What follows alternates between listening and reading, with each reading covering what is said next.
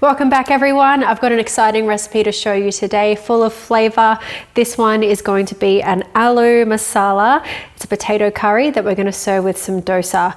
Now we've recently done a video on how to make your own dosa batter using the yogurt maker. If you haven't seen that one, then check that out. We'll link it just here. First things first, I'm going to cook some potatoes. I've got 4 diced starchy potatoes. I'm just going to put them in some cold water, bring them to the boil and cook them until tender. Once the potatoes are tender, you can drain them and set them aside.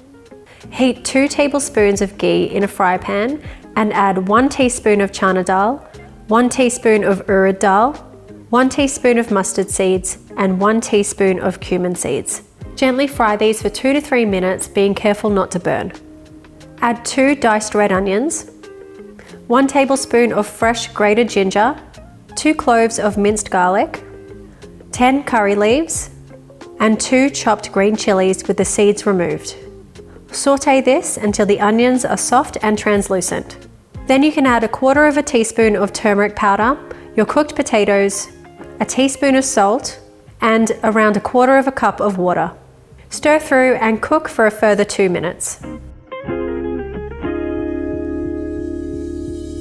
Garnish with fresh coriander and serve hot. You can serve this dish any way you like, but now we're going to show you how to serve it with dosa.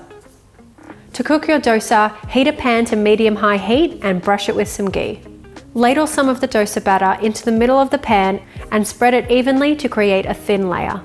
Once it's nice and golden brown on the bottom, you can scoop some of the potatoes over 1/2 of the dosa and then fold the other half over the top.